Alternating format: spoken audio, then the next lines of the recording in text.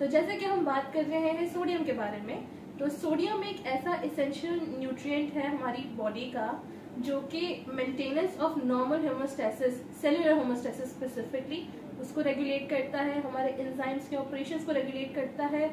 Most importantly हमारी body के अंदर फ्लूइड बैलेंस को, फ्लूइड रेगुलेशन को बैलेंस करता है, और साथ ही साथ ये हमारे ब्लड प्रेशर्स को और इलेक्ट्रोलाइट बैलेंस को मेंटेन रखता है।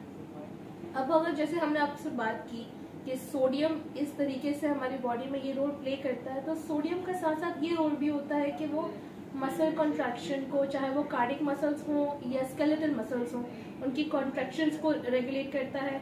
साथ ही साथ वो हमारे 3 वाइटल ऑर्गन्स जो कि है हार्ट, लिवर और किडनीज, इनके मसल्स को और साथ में इनके फंक्शंस को भी इम्प्रूव रखता है।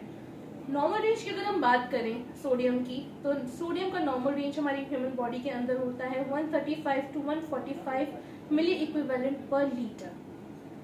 अब क्योंकि मैंने बात की कि सोडियम हमारे लिए कितना इम्पोर्टेंट है, तो जैसे कि हमें पता है कि हर चीज की ज्यादती या हर चीज की कमी दोनों इंसानी जिस्म के लिए नुकसानदेह है। अब अगर हम बात करें ज्यादती की, तो अगर सोडियम हमारी बॉडी में हद से ज्यादा यानी normal range 145 milliequivalent per litre से ज्यादा हो जाए, तो उस कंडीशन को हम कहते हैं हाइपरनेट्रीमिया।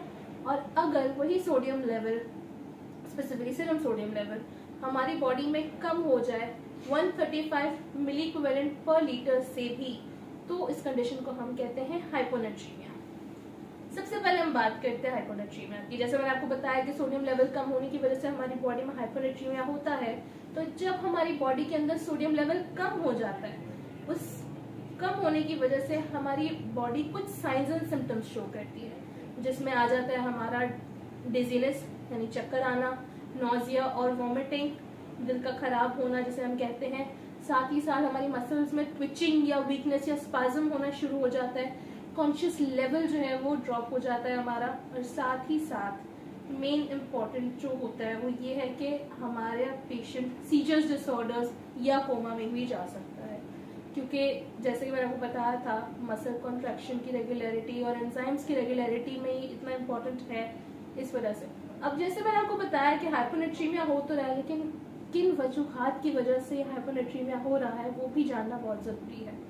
अब जैसे कि हम बात करें हाइपोनेट्रीमिया हो रहा है, तो हाइपोनेट्रीमिया होने के रीजंस में आ जाता है हमारे पास सबसे पहले syndrome of inappropriate anti diuretic hormone, जिसमें हमारी बॉडी ऐसे anti diuretic hormones excessive amount में रिलीज करती है कि हमारी बॉडी के अंदर फ्लूइड रिटेंशन ज्यादा हो जाती है। हाइपोनेट्रीमिया हो ही इसी वजह से रहा होता है क्योंकि हमारी बॉडी में फ्लूइड रिटेन हो रहा है, जिसकी वजह से वो सोडियम हमारे ब्लड के अंदर मजीद डाइल्यूशनल फॉर्म में आ जाता है। तो जब डाइल्यूशनल फॉर्म में आता है तो वो अपनी कंसंट्रेशन को लूज कर देता है। साथ ही साथ अगर किसी पेशेंट को बहुत एक्सेसिव डायरिया हो, वॉमिटिंग हो, या वो ज्यादा से ज्यादा डिहाइड्रेट हो रहा हो, तो वो सोडियम लेवल को लूज कर देता है क्योंकि उसकी बॉडी से वो सोडियम लेवल चला जाता है।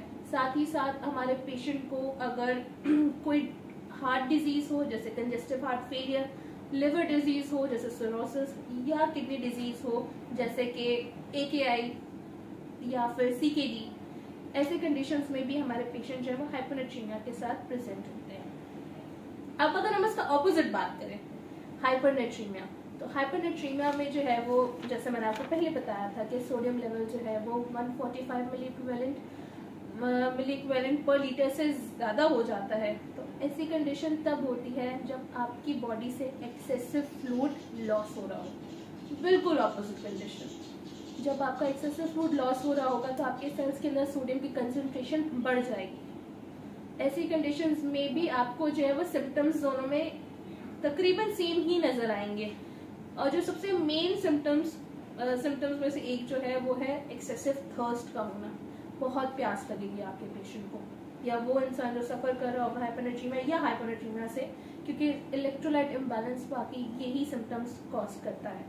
अब अगर हम बात करें हमारे पेशेंट को हाइपरनेट्रीमिया क्यों हो रहा है, तो वो भी तब होता है जब आपका पेशेंट एक्सेसिव लॉस में ज्यादा हो, उसका फ्लूइड लॉस हो रहा हो। जैसे कि बर्न्स के पेशेंट को एक्सेसिव फ्लूइड लॉस हो रहा होता है, एक्सेसिव स्वेटिंग हो अगर किसी पेशेंट को, तो भी वो जो है वो सोडियम लेवल लूज कर रहा होगा, या फिर अगर वो एक्सेसिव यूरिनेशन पास कर रहा हो तो भी उसका जो है वो सोडियम लेवल बढ़ जाता है, और सोडियम लेवल बढ़ने की वजह से भी आपका पेशेंट जो है वो seizure disorder, hallucination, coma, muscle fatigue, साथ में मसल ट्विचिंग और इस तरह की सिम्टम्स को जो है वो फेस कर सकता है या उन्हें एक्सपीरियंस कर सकता है।